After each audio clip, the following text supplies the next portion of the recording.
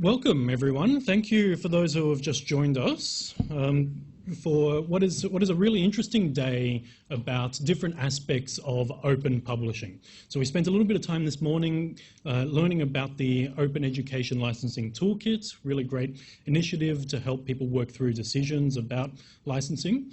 And we want to broaden it out this afternoon to have an exploratory panel about, broadly speaking, the future of publishing business models. I'm really proud to be able to host today Associate Professor Lucy Montgomery from Curtin University, who's going to speak to us about Knowledge Unlatched and the really exciting new pilot. Is it a pilot or new? No, we're scaling now. Scaling of what was originally a pilot last time I saw it, but has recently announced the unlocking and sustainable unlocking of a massive number of open access humanities and social science monographs. And we've asked Lucy to come here to open up the discussion by grounding it in an introduction to Knowledge Unlatched, and so that we can think about the future of publishing, not just in academic publishing, open access publishing, but also as it relates to open educational resources, textbooks and so on. And then outside of academic and scholarly publishing, what sort of lessons we might be able to draw for the future of publishing in other creative industries. We also have with us, fortunately, Robin Wright and Karina Bosso from Swinburne University of Technology and University of Tasmania, and Professor Jenny Barber from at QUT, but the Executive Director of the Australasian Open Access Strategy Group. As I said, we've got a quick presentation from Lucy, and then we'll break it out into the panel where I hope that you all have lots of interesting questions for our expert guests. So please join me in welcoming Lucy Montgomery. Sorry, I've lost your slides open already?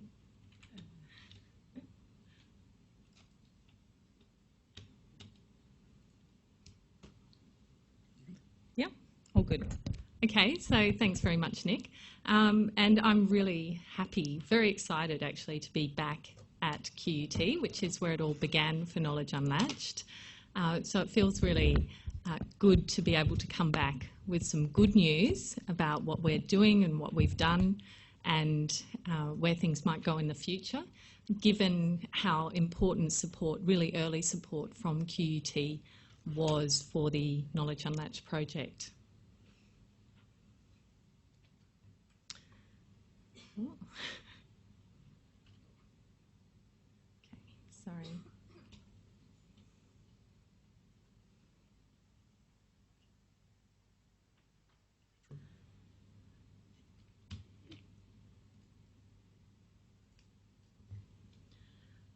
Okay, so I've been asked to spend a few minutes talking about Knowledge Unlatched, which started as a very targeted intervention focused on specialist scholarly books in the humanities and social sciences, and which has been quite successful in that space and is now thinking about how it might move into other kinds of content and scale up.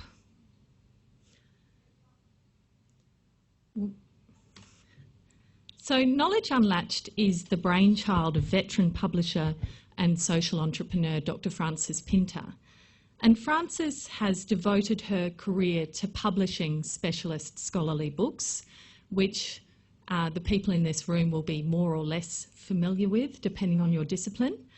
And she noticed or experienced really firsthand that during her time as a publisher, which began in the late 70s, specialist scholarly books had really encountered some really severe problems. And so she brought her experience at the Soros Open Society Foundation and her interest in open access to the bigger question of how publishing models for humanities and social sciences monographs, which are very important for some disciplines and much less important for for citation-based disciplines, how we might sit down and think about reconfiguring that model as an intellectual exercise so that books might be published more effectively, so that monograph publishers might actually be able to sustain themselves, and also so that the books in the course of doing that would become open access. So I've got a definition of a monograph up on the screen for anyone who's not familiar with what monographs are. And if that hasn't helped you, then maybe this will. This is a picture of a monograph. It happens to be mine, and like many humanities monographs, it began life as my PhD here at the Creative Industries faculty at QUT, and then it evolved into a book during the course of my postdoc. And it cost, so the whole process of doing the research for the book and then writing the book took altogether about 6 years. It cost really the Australian taxpayer quite a lot of money. I gained a lot of research training in the process of doing my PhD and doing a postdoc and writing the book. But I was fully funded by the Australian government to do all of that. So I think 6 years of research, a fully funded PhD scholarship, and then a funded postdoc, and I produced a book. It was my big output. I was hugely excited to see it published. Edward Elgar are a fairly prestigious law and economics publisher, so QUT were happy, and I think they got to collect a little bit of money with some of the, Herd C income when my book came out. I was excited because I thought other people would be able to start engaging with my research, my ideas through a book. So maybe I could just leave them alone and walk away and not have to present on them in order for people to understand what I was talking about. So I was excited about the intellectual engagement part of being able to hand a book over to a community. And publishing a book was a really important factor in my ability to get my next job, because postdocs are contracts, they're short term, and anyone who's hoping to have a career in the humanities or social sciences really needs to get a book out. This is something which is, taken quite seriously on DECRA applications. It's taken quite seriously on most funding applications and job applications, particularly in the United States, where people are going down tenure track career paths. Okay, so all of that was good. It was great. Done, job done. But as I discovered after the book was published, it turns out, I should have noticed this when I was not buying books as a PhD student, that these books usually come out in hardback. So I was a bit disappointed this didn't go straight to paperback. It wasn't going to be at Waterstones or Angus and Robinson, we're in Australia. As well as that, it was going to be pretty expensive. And that was really quite a sobering realisation for me, because my research topic was on China and the creative industries in China, and even with my 50% author discount, I couldn't really ask the people who had participated in my interviews and helped me to do my research to buy their own copies of this book, because it just added up to way too much for most of my Chinese colleagues and students who might be interested in engaging with the work. So basically, unless I bought a copy and gave it to them, they were never going to be able to read it. And it's $110 on Amazon in Australia if we're not buying it in the UK. And Edward Elgar have been quite progressive and quite proactive when it comes to trying to make sure that their books are available in digital formats, which is happening more and more, but it's still not the norm for humanities monographs. So the book is available as an ebook, but it's still a lot more than Game of Thrones. And the most disturbing part of all of this for an emerging researcher really was that this kind of book, so it's got all of these closed format, hardback problems, and the really most humiliating and sad part for a researcher who's really wanted to have an impact on the world is that this kind of book usually sells around 200 copies. So I didn't understand any of that before I actually published a book which is embarrassing because my topic was on copyright and the creative economy, and none of that was transparent to me as an emerging researcher and a PhD student. And I sort of found it out the hard way as I went along. And I just want to point out that this isn't just a problem for me. It's not just a problem for Edward Elgar. The reason that, that this is such an interesting problem is that it's a problem for an entire sector of academic publishing and scholarly communication. So you can see the graph on the screens, and that's not the graph of a really healthy industry. That is an industry or a sector of research communication that has experienced 90% declines in unit sales for individual books over a 30-year period. So there was a time when Frances Pinter started her career when specialist scholarly books were selling several thousand copies. It wasn't too unusual to have a book that did well and sold 5,000 copies. And by the time Frances and I got around to thinking about this model, sales had fallen by more than 90%, and authors were now lucky if they were selling a few hundred copies. So it was a really serious problem, I thought, and I thought that it was something that as researchers we had a real obligation to think about and to engage with. Okay, so there's two ways that you could think about this problem. One is that maybe our books are just boring. It could be a content problem, and it could be a problem with what we're producing, that what we have been writing and publishing as humanities and social sciences scholars has somehow changed and fallen out of step with a market and with readers who might value or engage with those works enough to buy them. So that was one of the possibilities, and I didn't really like it. I didn't think that we were that boring. But, you know, it's sort of part of a narrative.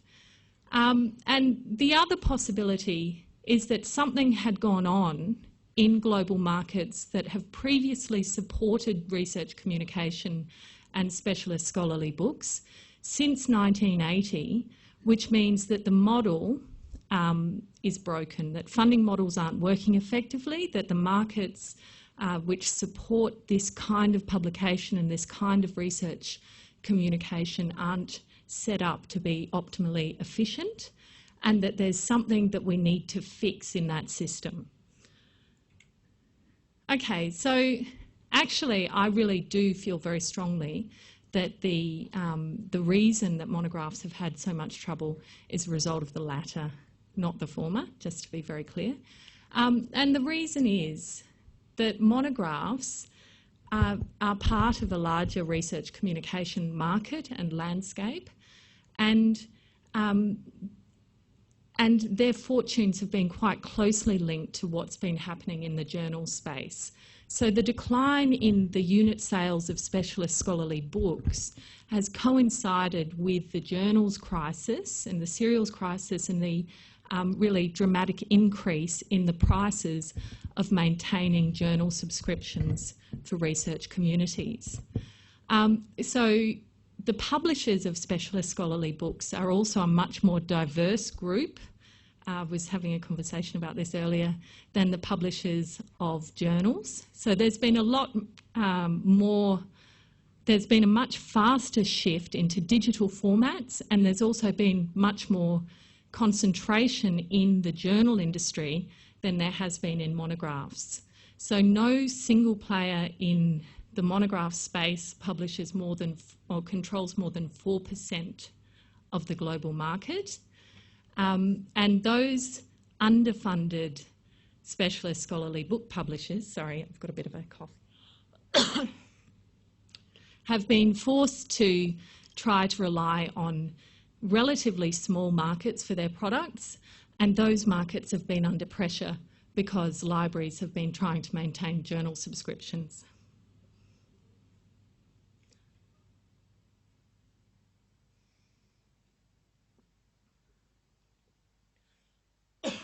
Sorry, excuse me. Okay, and at the same time, the reasons that specialist scholarly books might want to go open access are all pretty much the same as they are for the journals. Authors have a lot to gain from going out open access. Research funders have a lot to gain. Publics have a lot to gain out of a shift to open access. But there's a challenge for a very diverse publishing group, monograph publishers, who tend to be small and mission focused rather than larger and fairly well resourced, in that they've been relatively undercapitalised and really struggled to make the shift into digital formats at all, and certainly open access has been a huge challenge. Sorry. I'm allergic to something. Okay, and you can see that mandates pressure on publishers and on authors to go open access is not declining. I think we're all really pleased in this room, I think, to see that research funders around the world have been paying a lot of attention to open access, and there has been a real shift in policy mandates requiring open access of authors and researchers, and it's created momentum for a shift to open access right across the scholarly communication landscape, including for monographs. But this is a sector that's really not doing so well when it makes it to actually applying open access licenses and sort of modernising the way that books are being made available. Okay, and this is really a key part of the problem. A key part of the problem for specialist scholarly books when it comes to getting them to open access is that many of the models that have been developed to support journals as they move into open access formats, and those are more or less controversial, but something as simple as an article processing charge, which might allow journals to go open access, really isn't going to work so well for most books. And that's because the costs of publishing a book for publishers are very high. So this isn't a market where the publishers have been making very large profits. The high costs of my book don't reflect a huge profit margin by Edward Elgar. Rather, they reflect really high production costs. There's a lot more investment in editorial work. Print is still pretty expensive. Monograph publishers often struggle to access good distribution channels because they tend to be smaller. There isn't vertical and horizontal integration which would allow them to simply make content available very cheaply. They have to pay platforms to sell their books. They, often go through third-party intermediaries when it comes to selling to libraries because they're trying to sell to very global markets with relatively low levels of resource to do that as individual publishers.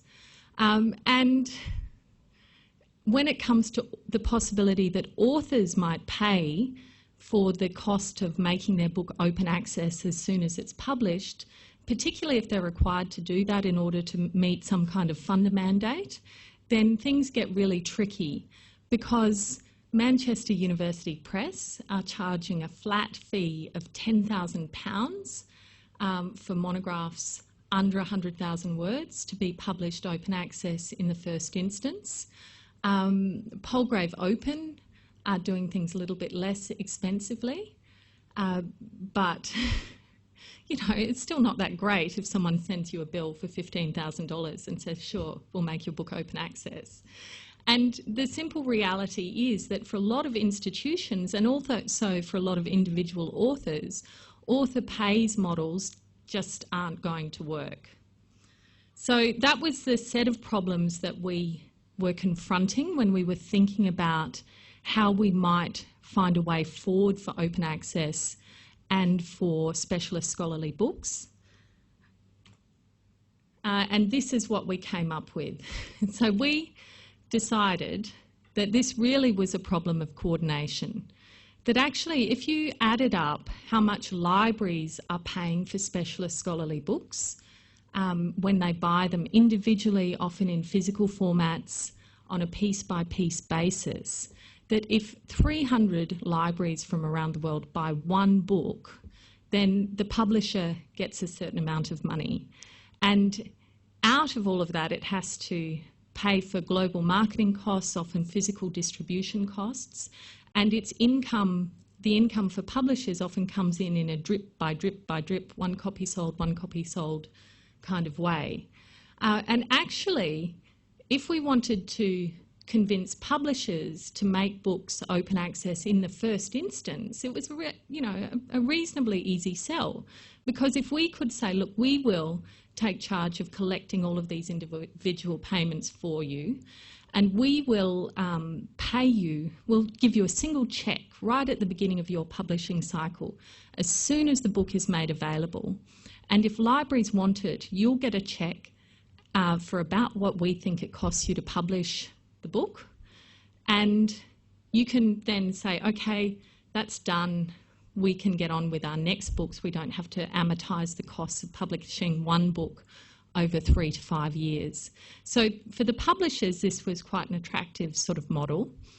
And for libraries, well, actually, if we could offer libraries a cost-effective alternative to buying physical books which were closed, then a lot of libraries were equally willing to support that proposition. And so what we felt the missing part of the infrastructure was a bridging mechanism in the middle, which would act to coordinate offering books for possible availability and open access to libraries from around the world, and then collecting payments and passing those payments back on to publishers. So that's what we came up with. And we trialled it. I think our first pilot was with 13 books in 2012. And we have slowly been scaling up. And we're now doing pretty well with this model. So some key features of the model are that Knowledge Unlatched is a not-for-profit organisation. It's helping libraries from around the world to collaborate to share the costs of making books open access. The books are being made available under Creative Commons licenses as soon as they're published, if they're picked up by the Knowledge Unlatched program and the Knowledge Unlatched libraries. And we began with frontlist titles, so there were a lot of nerves on the part of libraries that publishers would just offer libraries content which wasn't particularly good and which was no longer making them any money. So we tackled that really head on by beginning just with frontlist books. So publishers gave us their next year's catalogue for the books that they expected to publish next year, and we allowed libraries to filter and choose the books that they really wanted. So they were our first, I think, 3 rounds. And our most recent round included some recent backlist books. So these were books published, I think, in 2015, but not earlier. So they really were recent backlist books. But they tended to be, we included them because we were concerned that there was a category of books which weren't yet going to be deep backlist, so publishers weren't just going to be willing to make them available open access at no cost, because publishers thought that perhaps they might still be able to sell a few copies and they hadn't covered their costs completely. And there was going to be sort of this group in the middle that wouldn't qualify for the Knowledge Unlatched forthcoming books program, but also were unlikely to be made available by publishers as open access because they weren't making any more money. And that was an area of the literature that we thought it was really important to cover. So we included recent backlist in the latest round, and we're also now moving into slightly different experiments, including a collaboration with Language Science Press, so more direct collaborations with learned societies to see whether we can take a coordination approach to helping them to secure their income and their future through open access. When we set out to design the Knowledge Unlatched pilot and to test the model, we were very careful to include a market element in the model. So this wasn't meant to just be a subsidy which would remove any relationship between what librarians as representatives of reading communities felt was important for their collections, and what authors wanted to publish. So I think that that was a very important element of our model, which hadn't been tried in the landscape before. We were also very, very thoughtful about making sure that we came up with an approach which mirrored the old publishing library model, where libraries from all over the world each pay in a little bit of money, which helps to cover the costs of open access. So that was how books were funded when librarians and researchers from all over the world were just buying closed copies. And we thought that maintaining a global and international element in a model that has a really important market element was important, so that we didn't just create a system where scholars were writing stuff which wasn't even relevant to their own disciplines or communities as they exist globally. And we also wanted to come up with a model that would be financially self-sustaining. So one of the big problems in this space is that often, reasonably often, research funders will say, yes, open access for the humanities and open access for books is important. We'll give you a grant and you can make a collection or you can make a series of books open access. But as soon as that grant money runs out, the books stop going open. There isn't a pipeline which allows for the scalable, continuous move to open access formats for humanities core outputs. So we really did a lot of work to try and come up with a model that could support itself and which could survive when our grant funding ran out.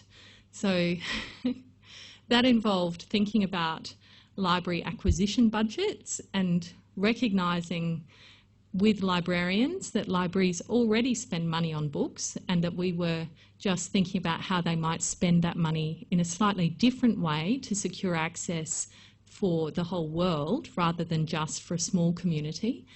And then we also needed to reflect the cost pressures and price pressures that impact on librarians. So we also did a lot of work to make sure that what we were offering librarians worked out as really effectively cheaper than buying an individual copy of a closed book, because without a really solid value proposition for libraries, at a moment where library budgets, it's not imaginary, they really are under huge pressure, this just wasn't going to fly.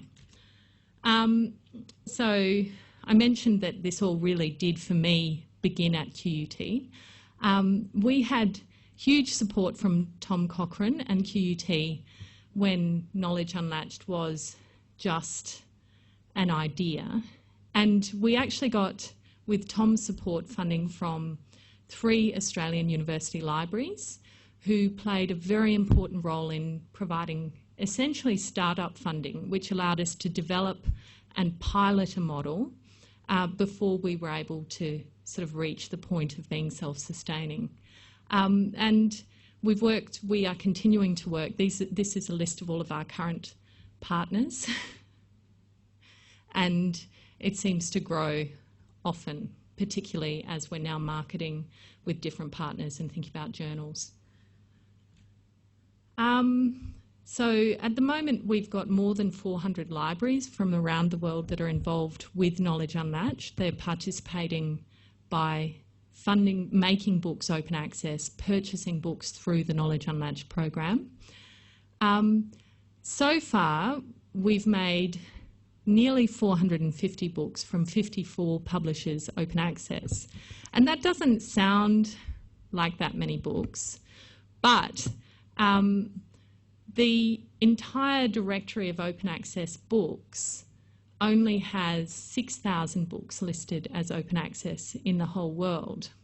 So actually, the fact that we have got to nearly 450 books in our first 3 rounds, I think sort of suggests that we've succeeded in making ourselves an important part of the landscape. And we're hoping that we'll continue scaling so that those numbers will continue to build. And so on the 25th of February, we were able to announce the success of our biggest ever collection, which was 343 titles. And that round really was another acid test for us when it came to market failure, and whether or not libraries would be willing to shift away from little pots of money that might be earmarked for open access projects towards actually dipping into their acquisitions budgets in order to acquire content through Knowledge Unlatched at the expense of other kinds of collections. So we were big enough to actually test that, and it worked. So far, so good.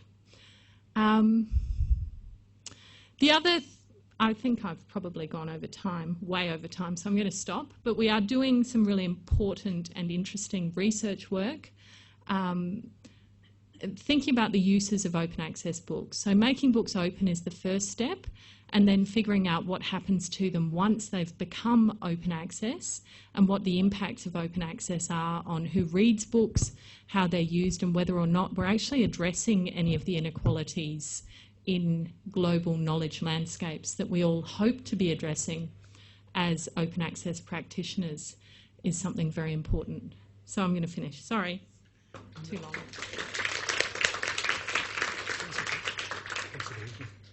Come sit over here with me. But thank you so much, Lucy. This is such an exciting project, and I love to hear about it. Not only because I, like others at QUT, are really committed to open access. Lucy's mentioned the fantastic support of Tom Cochran and others here, but also because this is a really interesting example for us who are studying the future of copyright industries and publishing industries and how we distribute content in a digital age. The things that make me so interested here are the ways in which we link this to other challenges that are being faced by other creative industries. And I should acknowledge at this point Jess Stevens, who's one of our fantastic researchers and is responsible for organising this event, and I'm very grateful to her. But Jess's research is really starting to get at this question about what can we learn about how to make sustainable publishing models that are essentially being able to distribute content in a sustainable way for free.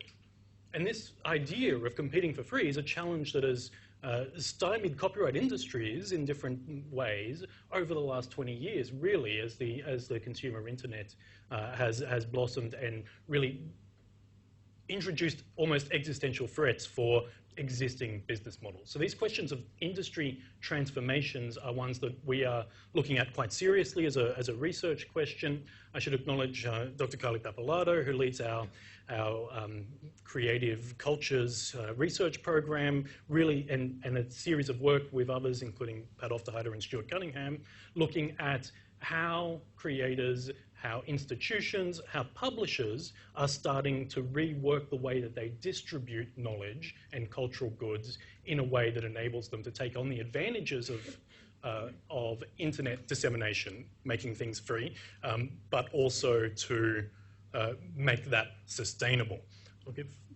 So with that, what I want to do now is really open up to the floor. I've got a ton of questions for our panel, but I also want to hear from each of you about, as soon as I find my slides, I'm sorry.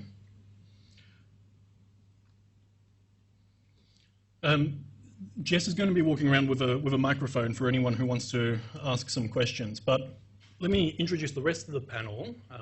For those of you who have been here this morning, you will know Karina Bosu from the University of Tasmania, and many of you will already know Professor Ginny Barber from the Australasian Open Access Strategy Group. So let's open on these broader questions. Ginny, can you tell us more about how these sorts of changes in publishing models are working in other open access areas, journals and other publishing industries? Is it on? Right, good. Yeah, so I thought I'd kind of start off by talking a bit about the one that I think has has made the biggest change, which is in particle physics. So that's it's an initiative called Scope 3, which is the Sponsoring Consortium for Open Access Publishing in Particle Physics. So the 3 is to the power of 3. And I think it's a very interesting contrast and also sort of counterpoint to knowledge unlatched, because I think, and it also shows some of the huge issues around how difficult it's been. So Scope 3 is essentially was an attempt to turn the whole of particle physics publishing open access. So particle physics publishing, the great thing about it is you can't do it in the bottom of your garden. You've actually got to do it at some resource. There's not that many people doing it, and it's a fairly coherent discipline overall. So, and pretty much everyone knows everyone. So it's quite unusual within scholarly publishing. It also has one very big organisation that's behind it, which is CERN, and they have a lot of money behind them. So there were a combination of things that came together to allow this to be thought of. And essentially what they did in the late 2000s, somebody called Salvatore Mele, who is a very charismatic Italian man, I think rode around the world, goodness knows how many times, persuading people that his vision was to make particle physics publishing open access. And then the way they would do that was essentially to turn all the current journals open access. So they weren't starting new journals, which was the approach at the organisation that I used to work at, Public Library of Science. They said, we're going to take the ones that are there, that are well established, that academics know and love and want to publish in, and make it easy for them to publish. And so what the model was that these journals would become open access. The publishers would, instead of would refund the subscriptions that had been paid by by institutions, back to those institutions. And those institutions would then funnel that money to Scope 3, who would pay the publishers. So again, it had similarly to Knowledge Unlatched, it had a critical coordinating function. And it essentially, and it was cost neutral to institutions. So there was no extra cost associated with it. Scope 3 undertook all the coordination, and they entered into some very aggressive negotiation policies with publishers. The end result was the first part of it ran from 2013 to 2016. During that time, they published more than 11,000 journals. They have 3,000 libraries from around the world that are part of it, 44 countries, which includes Australia, and I'm really pleased to say that QUT was the first institution in Australia that signed up. We have 6 that are currently part of it. And the average article processing charge that was paid to the publishers through this model was just over 1,100 euros. So for any of you you're familiar with article processing charges, more generally, that's actually extremely low. And this was a result of very aggressive negotiations between Scope 3 and the publishers. So that was pretty successful, I think. However, they missed out and around 50% of the particle physics literature is now open access. But there's a very big bit missing, which is the American Institute of Physics journals. They're not there. And in the second round that we've just moved into, 2 journals dropped out. And the reason for that was, as part of the negotiating process, they could not come to an agreement over an acceptable article processing charge. So that's quite interesting in that the model evolved, some people joined, and there is still a gap.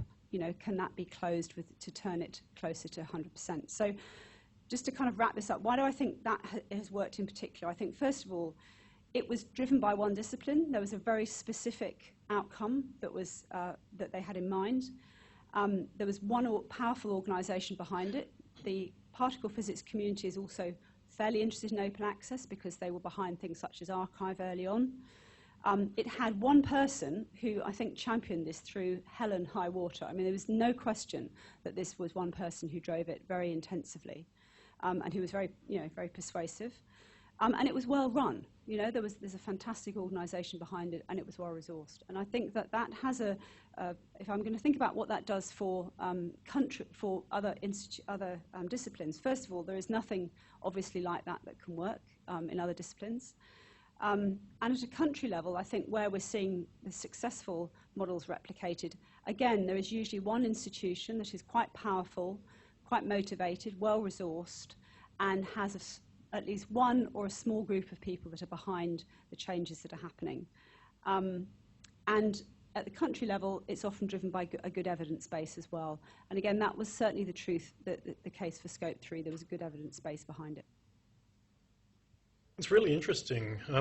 We've spoken a bit about scholarly publishing. Karina, can you tell us a bit about trends in educational publishing? How is open education resources being funded and published, and what's going on? Do you see these sorts of initiatives in OER? Yes. Most of open educational resources and practices initiatives around the world have been funded by the governments and philanthropic organizations, as, for example, William and Flora Hewlett Foundation and Bill and Melinda Gates. And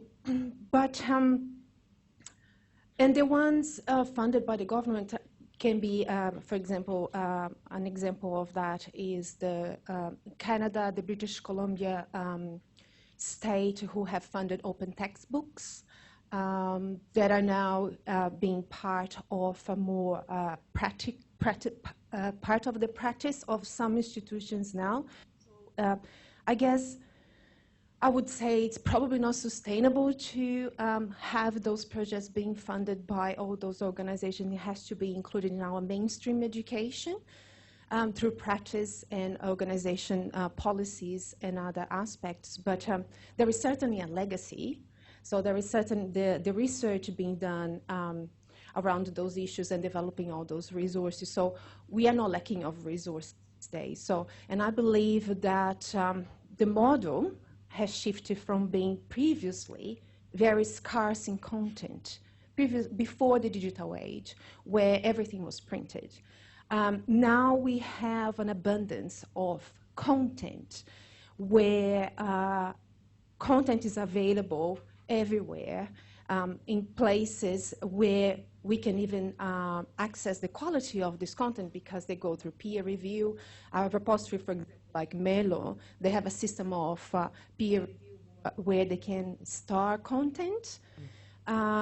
So there are several activities and initiatives happening around the world, developing and developed countries that are trying to really reach the potential of this open content available for learning and teaching, but also around the practice, as we talked about this day in the morning, that the content itself, in terms of pedagogy and the learning and teaching, is not enough. We have to wrap that around the practice and understanding of what we can do, what the potential of all these resources for learning and teaching. We do have a few other models for, I don't know if I can keep talking, if you wanted to talk. Can I keep?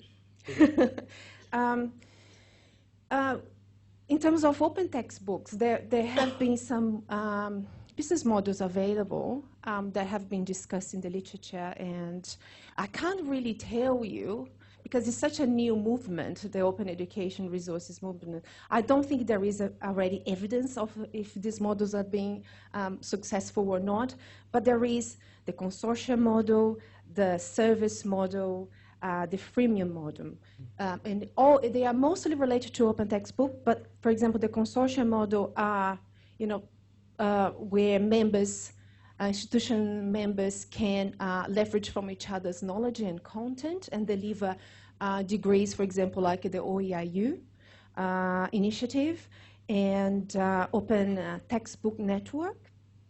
For the service model is where they provide free content, but then they charge for assessment, tutorials, and workbooks, activities.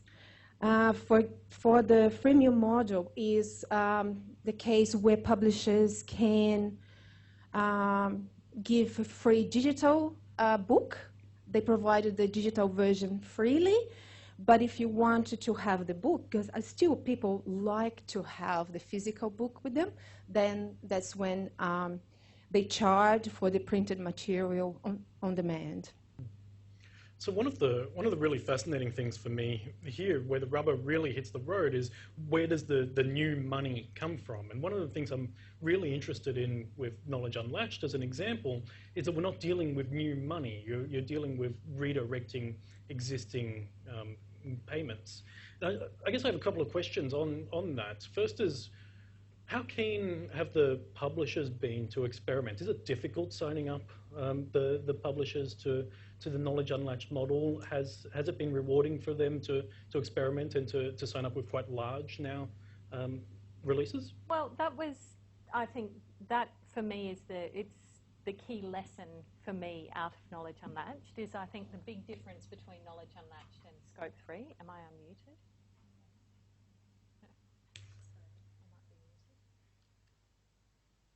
So a really key difference between Knowledge Unlatched and Scope 3 is that no single publisher in the monograph space controls more than 4% of the global market. So we were dealing with very, very different kinds of publishers. And I think that actually for a long time that was seen as a disadvantage for the humanities and social sciences, the fact that books have been really slow to digitise, they haven't been making a lot of money. There's a lot of university presses that are working in this space really to provide services to academic communities that need to get their books published, not because they've got a hugely profitable product. If you look at that graph, that's not an industry that you would go into because you wanted to make a lot of money. So we were dealing with a lot of mission-focused publishers who had as much interest, I think, as we did in seeing the model succeed. And that was not entirely accidental. It's in part a reflection of the way that the model came about. Frances was a publisher and a huge advocate for finding a better way to tackle this economic problem. But I think that was really important, and it's something to think about when we look. I was looking at the open educational resources, the lists of platform providers before. I think it's really important as academic communities that we think about, well, what are our resources and what is the infrastructure that we really need to think about maintaining some kind of involvement with, rather than just outsourcing all of our publishing and seeing university presses just move off into a commercial sector. Maybe that's something that is good to be funding as in-house, and we should be allowing lots of small open access experiments to bubble up, and that's something which in the long term is going to preserve infrastructure that will allow us to keep our costs down and to ensure that our models for funding research communication really meet the needs of our communities. And I think that's something that didn't happen with journals.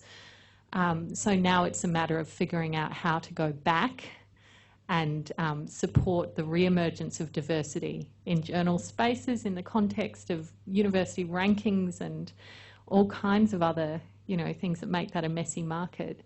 But I think maybe with open educational resources, there's still time to make communities aware of the importance, not just of the content, but of the platforms and the infrastructure and the publishers that are making the content visible to research communities, and to we can maybe keep that more diverse.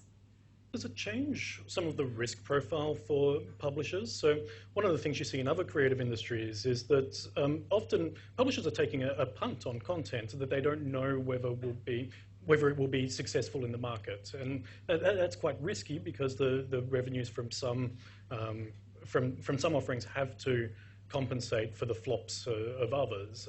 Is that something that is as relevant in the academic market?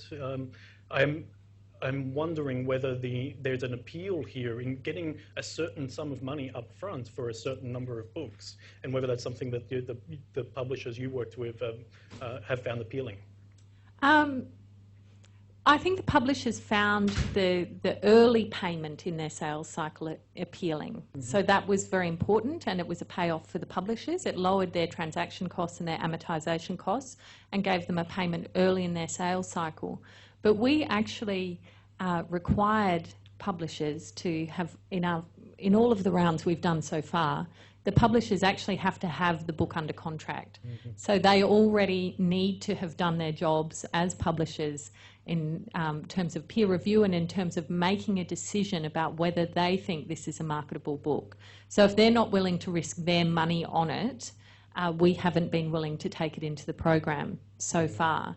And there's a second element which makes that really important, which is that the libraries get to take a look at the books that are on offer.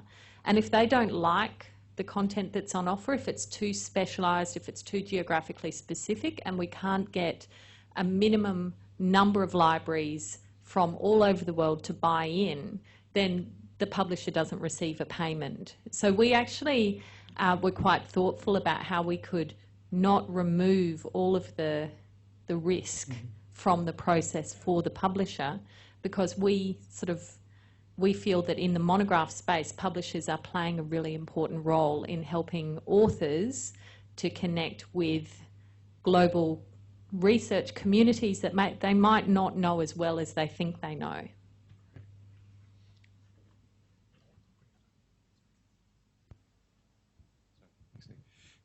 Could I just add to Lucy's response? And this actually comes from one of the seminars in the earlier days of Knowledge Unlatched.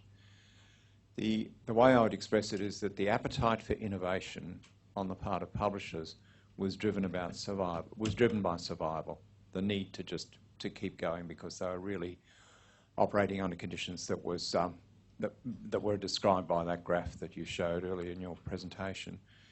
And if you think about the most successful publishers and aggregators of scientific content, on the journal side, that's not what would drive innovation, at least not in so stark a way. What drove the innovation on the part of libraries was not survival. It was an appetite for experimentation, or an appetite, in some small cases, driven by the notion of seeing if this was a solution to providing open access to at least part of the scholarly literature. But the crucial point is that I think the academic presses that came to the table, as one of them said, and I remember his almost exact words at one of the seminars, we've got to do something. Lucy, can I ask you a question? You were about to, unfortunately we didn't have the time to see your research data, but as an educator, I just wondered, did you have any push or interest from the students? Do you have any perspective from them? So have the students been interested in accessing those types of books? Or you didn't have the chance to do it? For students, well, we've had some really interesting case studies which have come out so far. So in part it depends on the kind of book that we've been using or publishing through the program. And for very specialist research monographs, we wouldn't generally expect them to be appealing to undergraduates anyway. These are books that appeal to postgraduates or professional researchers or people who have a very specific interest in a field. So that's not something that we were expecting to see. However, we did have some publishers that put forward books into our program that, unknown to us, actually had some kind of crossover ambition, and an ambition to be taken up, for example, by high school systems. So the example that we have fabulous quotes for, it was a book about technology and climate change, which was written by engineers who wanted to see whether or not they could write something for a general audience. And the fact that their book was open access has meant that it's been picked up by the California school system as recommended reading for teachers and other kinds of things. So they've actually been picked up by high school sort of professional development programs around climate change. Probably not anymore post-Trump, but so we've had, sort of unexpected wins. And then when it comes to the rest of so we have to follow a lot of that really through anecdotal surveys with authors to find out what they're doing with their books once they become open access.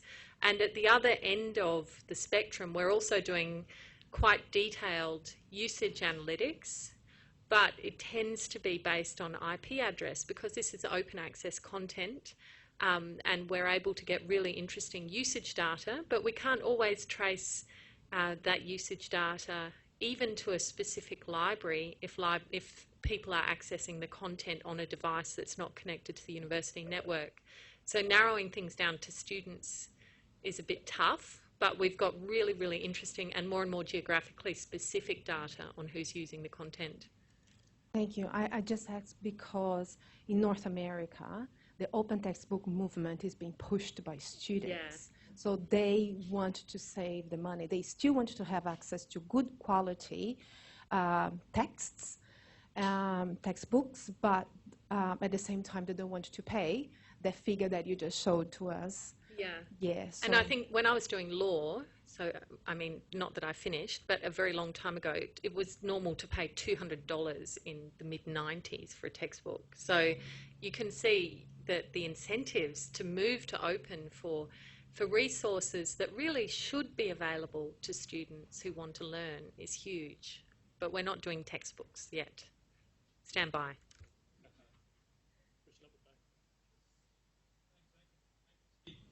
Sorry, we're recording the event, so if you don't mind waiting for the microphone, that would be helpful. I'll get to you quickly. Thank you. I come from more the creative industry side through the SA Creative Media and then Charles Darwin University. And we're at USQ now. I'm here with Adrian. And thinking about the crowd-funded ethic that sits underneath the KU approach, what we've found in the creative industry side around music projects, and that is eventually it gets a bit stale, and it's really hard to attract people to actually crowdfund. What makes your project more unique than another, or how people invest? So I'm quite curious about, in terms of a future lens, ways that the creative industry or textbook publishers can really attract to crowdfunding. What additional opportunity value adds can they inject into trying to attract librarians or people to invest, kind of upfront in their product? Perhaps I could answer that just not so much from the creative industry side of things, but I think at your point more generally about infrastructure and where the money comes from. So there is kind of a perception that there isn't much money in the system, and we actually all know that there's in Australia, hundreds of millions of dollars a year literally go into paying for subscription publishing, which pays for publishers like Elsevier to have $1 billion profit margin. So we have this bizarre system whereby we're paying an awful lot of money to private companies who, in the sciences, for example, control 70% of the journal output. So we have almost completely the opposite to Knowledge Unlatched, that we have an oligopoly, essentially, of publishers who are dominating it. And so my point would be more, not so much how do we have to crowdsource all of this, but we need to have sort of political will at the highest level to say this is a fundamental output of the scholarly, of our scholars, and how are we going to make that open? And that would be the question that is the question that I think we should be asking. Sorry, can I just add that what Scope 3 and Knowledge Unlatched both have in common is that they weren't trying to crowdsource from people who wouldn't have paid for that content anyway. So they were both targeting libraries who were spending money on books anyway and providing them with an alternative way to spend that money with a higher impact in relation to whether or not the work was open access. So it's essentially offering libraries a superior product to the one that they're buying already, rather than coming up with something which is completely novel and unseen and then going to a market which has never paid for that kind of product and asking them to chip in. Follow up on crowdfunding specifically? Not crowdfunding, but creative industry. I'll just make a quick point about crowdfunding then before we move on. This is a really interesting question about sustainability of individual donors versus institutional donors. And one of the really interesting trends, I think, in crowdfunding campaigns in other areas over the last few years has been the importance of new intermediaries. So I think of examples of sustainable crowdfunding campaigns, and I think of things like the Humble Bundle for computer games. And Humble Bundle comes out and says, you know what, we'll give you 5 games or 15 games for any price you like, from anywhere from $0 to $500. So you name the price. And every time they do this, and they manage to maintain a very large base of people who are willing to subscribe. But they do that by funneling the attention through new. They have a brand that channels attention to those new offerings in a way that it's very hard to maintain as an individual artist or an individual creator, because it takes a huge amount of work to maintain that capital, that reputational capital. So I think one of the answers that I'm seeing emerging are that, particularly, that this is the role that publishers have always played, but it's a different context. The role of being able to say that this is quality content and you should go on paying for it. Kylie. I had a question probably for Lucy or maybe for Karina, which relates to a research project I'm currently doing with Professor Pat Ofterheider.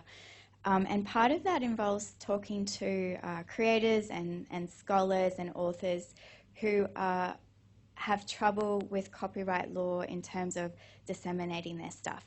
So in particular, I'm thinking of, say, art historians or other types of historians will sometimes have to pay quite significant fees to be able to publish pictures in their books. And I was just wondering if you've seen any of those sort of problems come through Knowledge Unlatched in terms of perhaps increased costs to fund those books, or whether those sort of books are not good candidates for open access. I think that, the art historians are a well-known group when it comes to issues around open access, and that, and also being quite frightened of mandates that might require their disciplines to go open access, because it really is tough if you have to clear a lot of permissions. But I think essentially, if the cost of the closed book for an art historian was going to be high, if a publisher was going to have to pay for a lot of permissions, and a book was going to have quite a high sales tag attached to it, we would expect that to be reflected through Knowledge Unlatched. So we're not offering a flat fee. We really are very open to working with publishers to really understand their costs in publishing, and then to to help them to offer books to libraries on a cost-plus basis. So really they get their costs back plus a margin to help them to cover their overheads and to make sure that they're sustainable as a publisher. And in that case, from that point of view, the sort of third-party permissions don't make a big difference. And we have had, I think there was one book where the publisher couldn't clear a third-party permission for the open access license, and there was an image. And I think they, in the end, for the open access version, just removed the image and included a link to somewhere that people could go and look at the image online. So that wouldn't work if you just had an art book and it was all links. But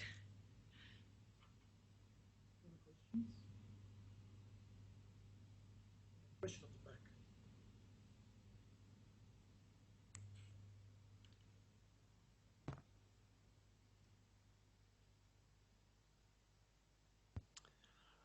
I just wonder about the empire striking back. It seems to me that commercial publishers are engaging in a wide range of different activities to kind of counteract the open access movement. You see Elsevier buying up big open access repositories like SSRN. There's been quite a lot of discussion about commercial publishers co-opting the branding of openness, but then charging quite high fees to then publish things. And there's been a deep concern about the rise of predatory publishers. The Federal Trade Commission has been very concerned about the rise in pseudo-academic journals.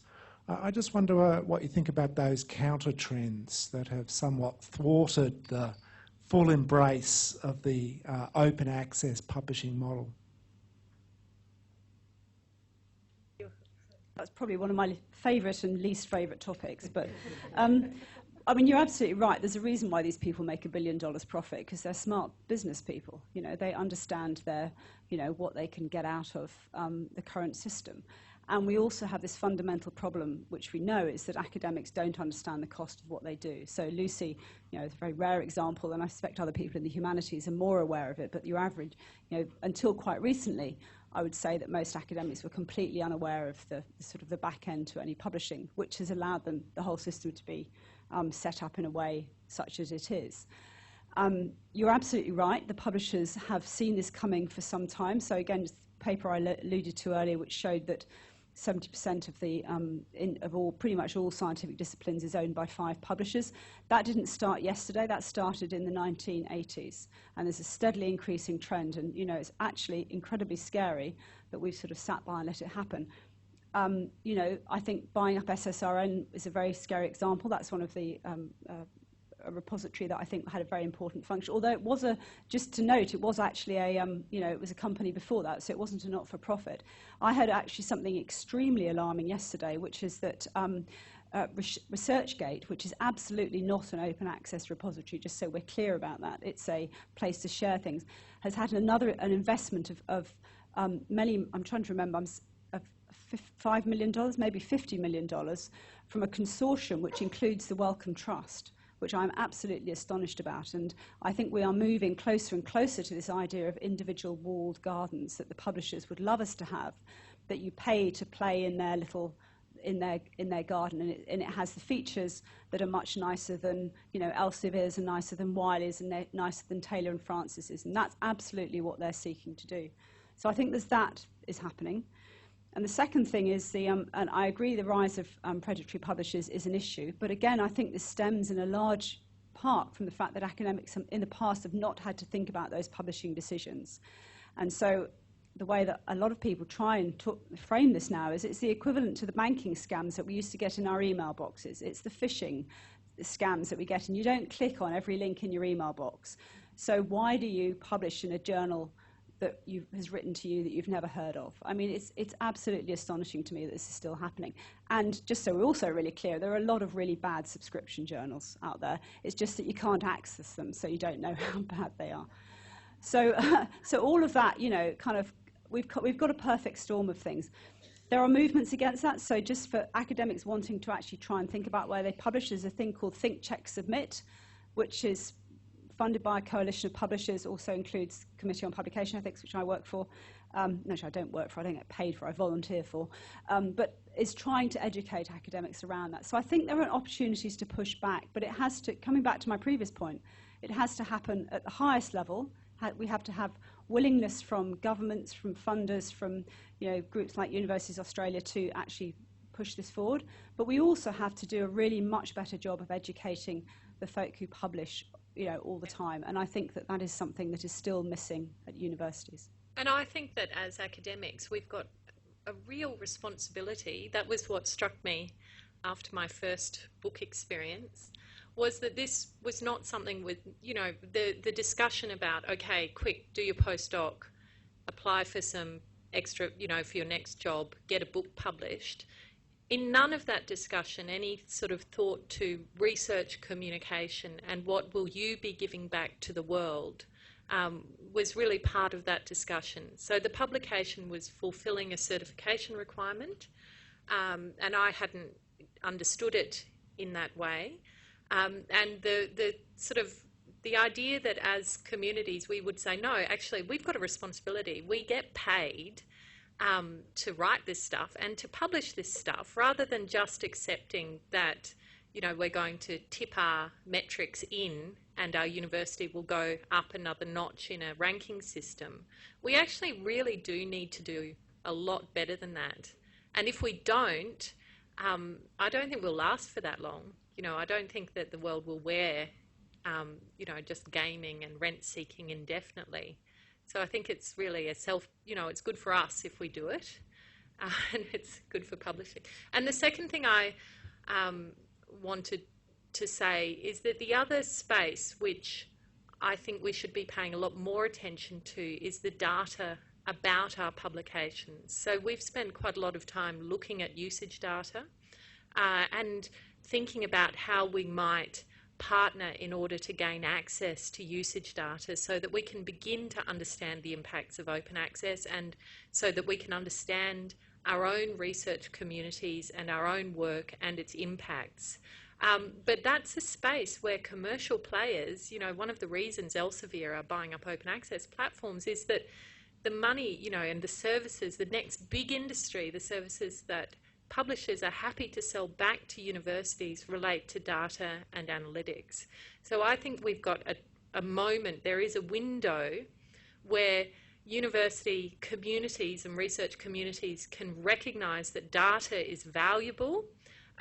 Institutional repository data, the data that we have on usage that's collected by libraries, that this stuff is valuable, it's worth taking care of, and it's probably worth investing in some infrastructure that would help us to understand it and to use it, so that we don't just stop paying Elsevier for subscriptions and start paying them for data services instead. I think that's such a fantastic point, and we see that a lot in the open education space as well. I mean, one example that I can think of is Siavulo, which is an organisation in Africa that has managed to convince the South African government and some of the other African governments to redirect the money that it would normally spend on buying textbooks to publishing open textbooks. But it thinks of itself not as a publisher, even though it does a lot of publishing, but as a data analytics company. And its main product is in selling learning analytics back to the school system, and that drives the sustainability of its business models. Are there other examples in education? I also want to, yes, no, I agree. And it's very interesting that other profitable for-profit companies like Microsoft and Amazon can see also the potential of open content and how this content and open textbooks are growing and being further developed. So Microsoft has an open ed, which is an open instance or open platform. Amazon is Inspire. So I don't really know them really well, but I just know even Pearson has considered working with open content to engage practitioners in that. So I think even though, yes, they are trying to make money, and obviously is another revenue and opportunity for them, I believe there is also an opportunity for us as educators, academics, researchers, that we have a lot more knowledge now. We understand that we have power. We created this content, and it's up to us how to make a decision where to publish in terms of research and also our learning and teaching content. So there is an opportunity, I agree with you, in educating these people, building capacity, inform our academics and researchers about their options, because we were talking about these are opportunities for us.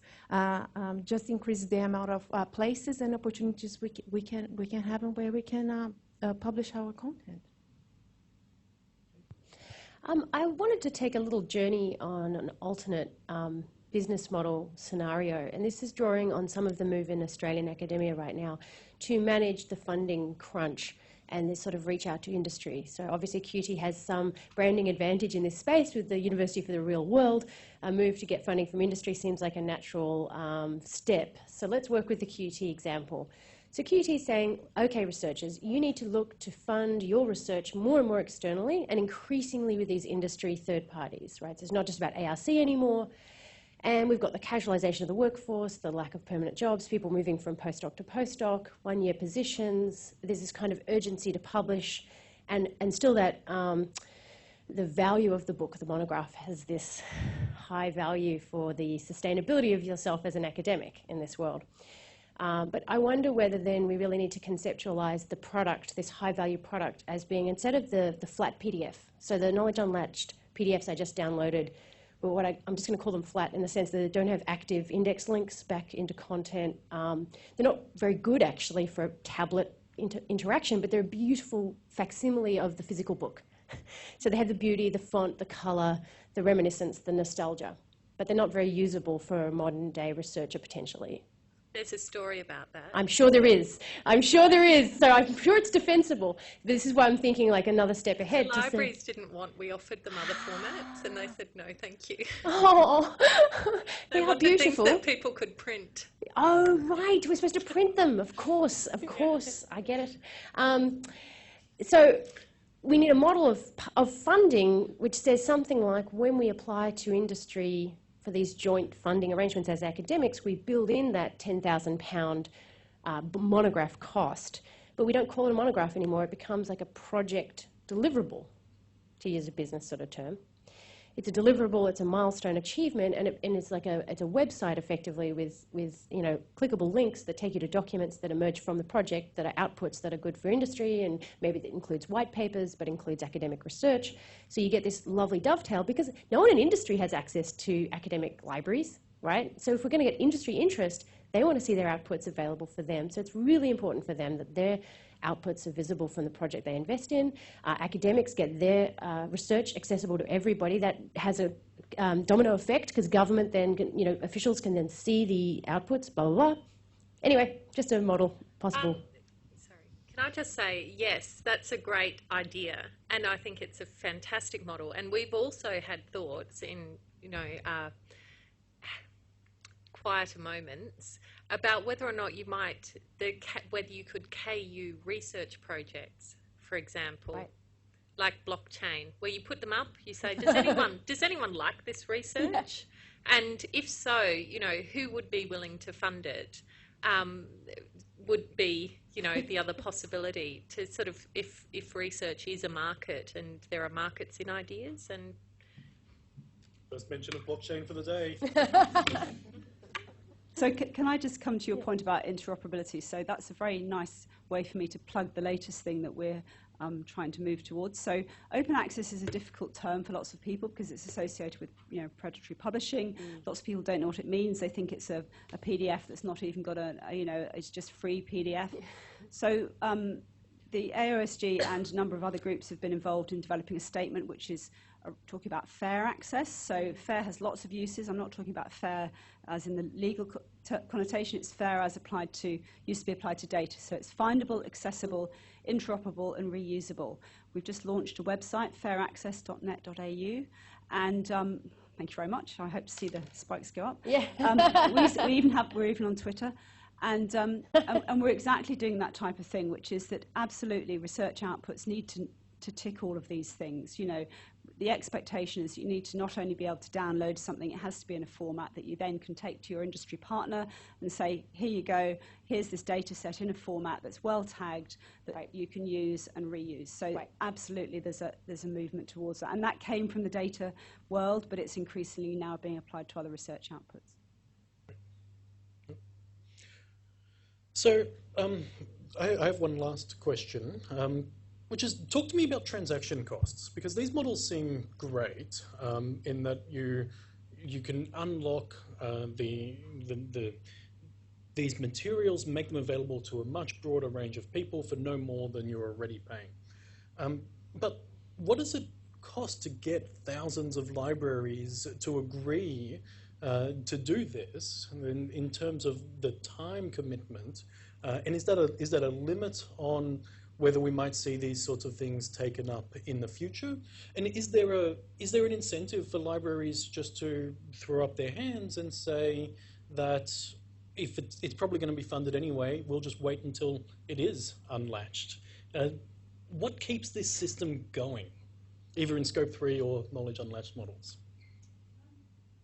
I'll take a quick pass on that. I think, well, first of all, look, this is the way the world's going. I mean, there is no doubt that we're not, it is actually, very unusual. I can't remember the last time I saw a subscription journal launched. Okay, it does happen. Elsevier is still doing it, but it's pretty rare. So this is the way the world's going. So that's the first thing. The second thing is, I think there is increasing anger amongst the people that are paying for this, realising how little they're getting back. So, for example, the Wellcome Trust has realised that when they pay for open access, they only get it about 40% of the time, full open access. So they pay an APC, and the publishers are not able to deliver full open access based on that. They say it's too complicated. Anyway, whatever. It's a ridiculous thing. They're not actually getting what they pay for.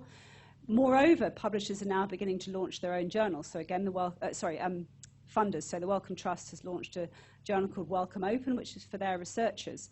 They're beginning to take back control of it. And the second thing, I think, or second or third, I think there is beginning to be a realization that we have to pay for the infrastructure. That there's been a lot of criticism of the open access movement, one of which was it wasn't centrally run, and I think it was partly because of the way it evolved. But now there are groups evolving that are saying, okay, what are the critical infrastructures for this movement to succeed, and how do we fund them? And I see that as an unstoppable movement. So the other thing that I think there's two things that are important. One is that we have been offering content to libraries that care about that particular content, and so I think recognising that it's not just a matter of public and private and we'll free ride if the content is available. That actually with scholarly communication we're very, very fortunate in that we have institutions and communities that have a stake in what they're doing and which see a benefit attached to supporting open content, even if somewhere down the track it might become available for free. So that's an important part. And the other part is that I think some libraries really feel that it's important to secure access to particular kinds of resources. So if you care about them enough to be paying, you know, zillions of dollars in subscriptions, you probably care about them enough to want to know that you've ticked that off your acquisitions to-do list for the year, because if you don't, you're going to get yelled at by an entire physics department. So I just don't think it's the same as, you know, the standard free rider analogy.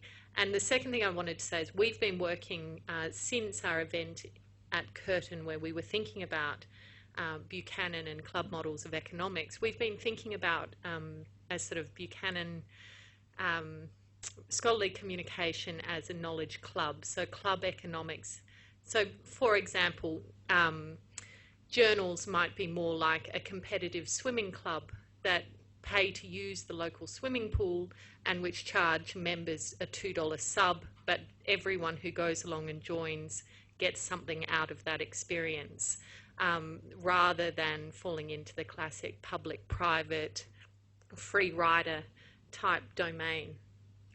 I think that's fascinating. I'm going to go out on a limb and talk about some of the conversations we have with consumers of creative works, and you hear actually the same sentiment a lot, that just when you ask people why they pay for access to games or books or movies, a lot of the time it's because they love it and want to support it, and that's a real sentiment that provides some of the reason that people choose not to free ride, I think. Yeah, on that note, there is also the other consumers of the research and the work that we do, because most of us, and back to the impact you were saying, like we need to make sure that what we do will have an impact and we reach the audience we want.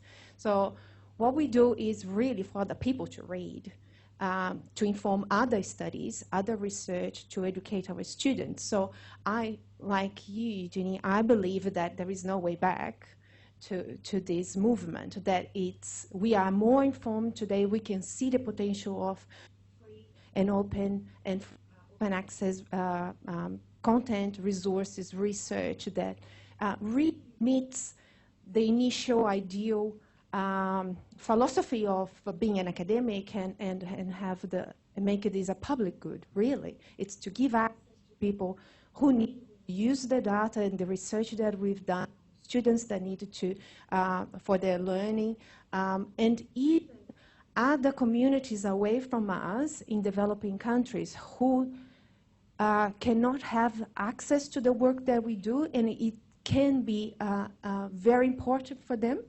I guess, yeah, so there is a lot of potential there, and that's a more philosophical way of thinking, but I would still like to think that way, that it's for the benefit of a lot of people. Okay, one more quick question from the back before we end. Okay, I've just got a question with regards to, again, with the funding of these various models. So if we take a look at the notion of expanding readership, building up reputational capital, those sorts of things, we've seen that with textbooks, we often get consortia of universities, especially in North America, who band together, create a collection of textbooks which are licensed usually under a CC license, distributed for free, reviewed by faculty, staff, and there are incentives for that and the like. So what we see there is a consortium coming together and sidestepping completely the commercial publishers. I'm just wondering whether or not there is a role for that in the monographs industry, that rather than brokering a deal with libraries and getting that money and essentially propping up an industry that we saw the graph beforehand, whether or not universities should actually be stepping outside of the system and creating or funding truly open and open access monographs. Yes, is the short answer. The longer answer? The longer answer is that there's a lot of that that's already going on. So we did a project last year with UCL Press, which is a fully open access university press. It's housed in the library. They're doing amazing things with the UCL repository, with FutureLearn, with MOOCs, with delivering courseware, and all kinds of things that are building on the open access, very high quality books that they're publishing, and they were funded by UCL. So it's happening. It's a very, very powerful thing. And I really think that developing infrastructure that can encourage and support those kinds of diverse experiments and approaches to making sure that good content becomes open access is hugely important. So yes, is the answer. Final thought from Ginny and Karina on that topic in your own areas? Well, no, I mean, it's not happening so much in journal publishing, but there are, of course, journal, presses attached to university. QUT's got a suite of journals that are open access, for example, and, that's increasingly being supported. I think the paying for having actually the right infrastructure in place is a great example. So, for example, I know of a university press in Australia that I won't name, which says it's open access, but actually you just get free downloads. That's not open access. Whereas other ones I know have, they're fully open access, they've got the right licenses. It's getting all of those bits right, which is really important.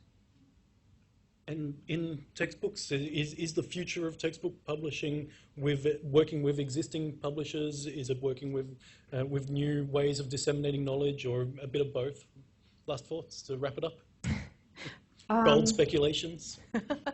Oh, wow, speculations. I love that. Really, I just hope that content will reach as many people as possible, and will inform and promote learning as further as possible. But I know there are restrictions, and for funding. Well, really, what we try to do is to work with our university as educators and an open education advocate. I try to work with the universities to see that we can use the content that's freely available, openly licensed, into and bring that into what we do. So make it, instead of a parallel universe of open educational practices, bring that into our not traditional, but our mainstream learning and teaching. Because what we create, as educators, we create the content anyway. We have to, and keep updating, because things are changing so fast these days. So, so what I'm hoping for the future is that it will be all content. And we had that conversation before. It will be all content, and for the benefit of the students, other educators, and it will be hopefully all, is that a big dream? Openly licensed. Jenny, last point.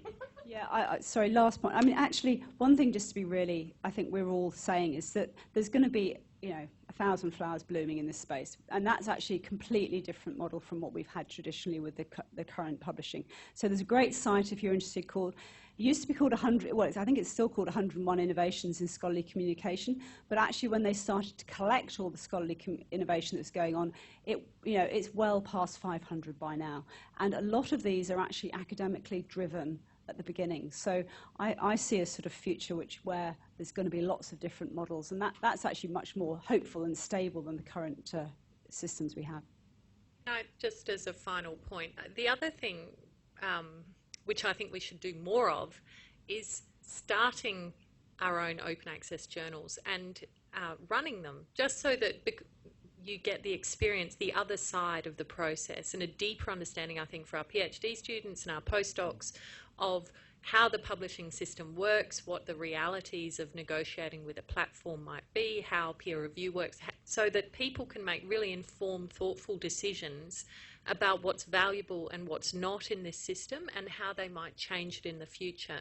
And we're hoping to move one of our journals. The Centre for Culture and Technology supports a few different journals as open access journals, and we're in the process of moving one onto a Ubiquity platform, which is a UCL, again, spin-out, which is providing hosting services and all kinds of support services for groups within universities who want to run their journals as open access. So there's really great infrastructure around. The entry costs are relatively low, and the opportunity to develop really important knowledge about how publishing works is there. So I think we should do more of it. Well, there's some good homework for academics and research students in the room. Everyone start a journal. Please join me in thanking this excellent panel. I've really enjoyed this conversation. I hope you have too.